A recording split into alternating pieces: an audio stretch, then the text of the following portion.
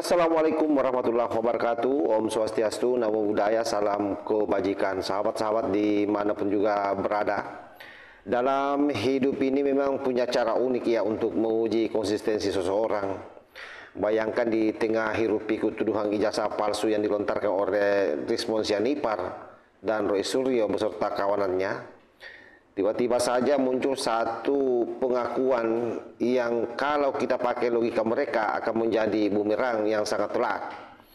Adalah sahabat daripada para pemburu ijazah palsu Pak Jokowi sendiri, yakni Refli Harun, yang dengan sangat santai mengaku bahwa lembar pengesahan tesis S2 miliknya juga tidak ada pengesahan.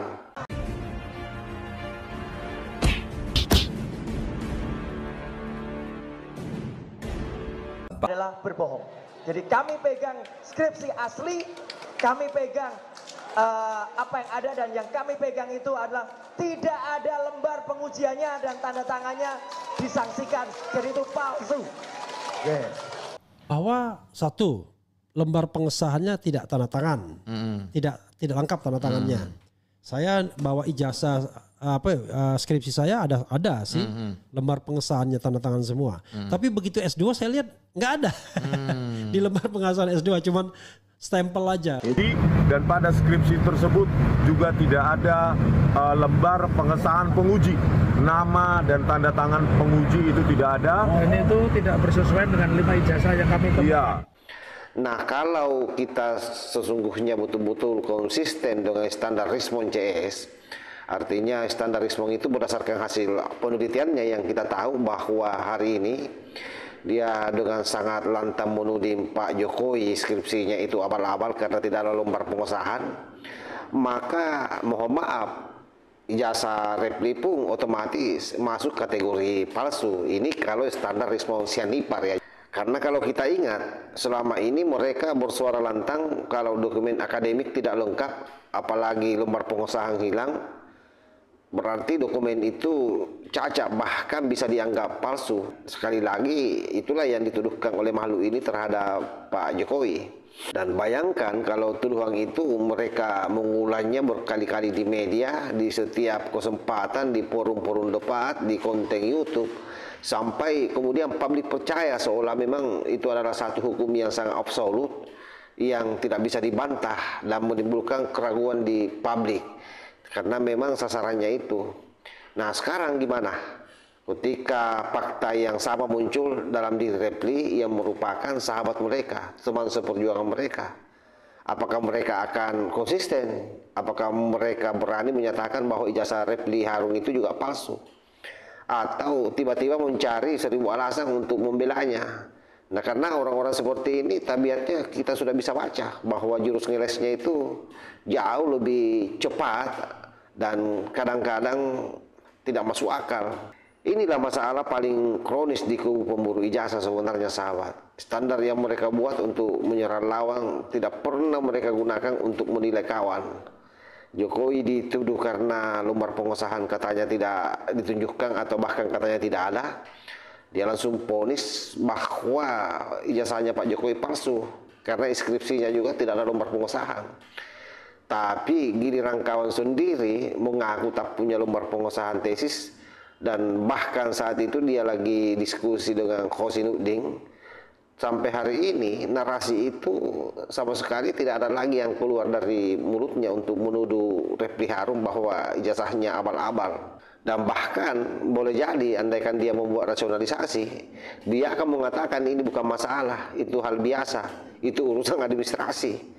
Nah, pertanyaannya adalah kalau memang hal itu hal yang biasa, kenapa terhadap Jokowi harus diburu mati-matian? Kenapa sampai membuat laporan polisi segala, membawa pakar forensik digital gadungan, dan mengumbar tuduhan ke publik? Ini kan menjadi pertanyaan besar. Oleh karenanya wajar saja kalau sampai hari ini publik menilai bahwa mereka tidak lagi dalam kapasitas mendorong proses ini ke ranah hukum, tetapi lebih pada bagaimana membangun narasi yang tujuan akhirnya itu sangat politis, yaitu bagaimana mendongkel Pak Jokowi dan seluruh kerabatnya. Coba sahabat-sahabat bayangkan ya, kalau standar yang mereka teriakkan benar-benar diterapkan secara merata, Artinya bukan saja Jokowi yang kena, tapi Refli Harun pun otomatis masuk daftar terlapor.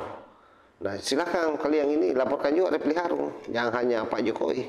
Saya sesungguhnya membayangkan di headline berita itu, Rismon CS laporkan Refli Harun ke polisi diduga ijazah S2 palsu karena lembar pengesahan tidak ada atau tidak ditandatangani. Nah, tentu ini sangat konyol, tapi justru di situ lalu tak kritisnya sebenarnya. Kalau kita sudah tahu skenario-nya absurd saat menimpa kawan, kenapa kita percaya saya skenario yang sama ditembakkan ke lawan politik? Itu kan salah satu bentuk kekurang ajaran yang nyata. Padahal kita tahu bahwa dunia akademik itu tidak sesederhana itu. Yang namanya lembar pengesahan bisa hilang karena perpindahan arsip, bisa juga memang karena kebijakan, karena sistem penyimpangan digital yang belum ada di masa itu, atau karena sekali lagi administrasi memang yang belum rapi. Jadi tidak ada hanya satu dokumen fisik itu bukan otomatis bukti pemalsuan. Itulah sebabnya di kampus ada proses verifikasi langsung, ada penelusuran ke arsip resmi, ada validasi ke penguji dan pembimbing.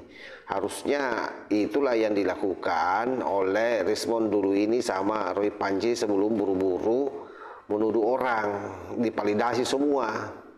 Dan saya yakin UGM maupun polisi dalam kasus ijazah Jokowi pasti melakukan validasi sehingga beliau mengatakan bahwa ijazah Jokowi asli, sah, dan tidak ada pelanggaran di dalamnya.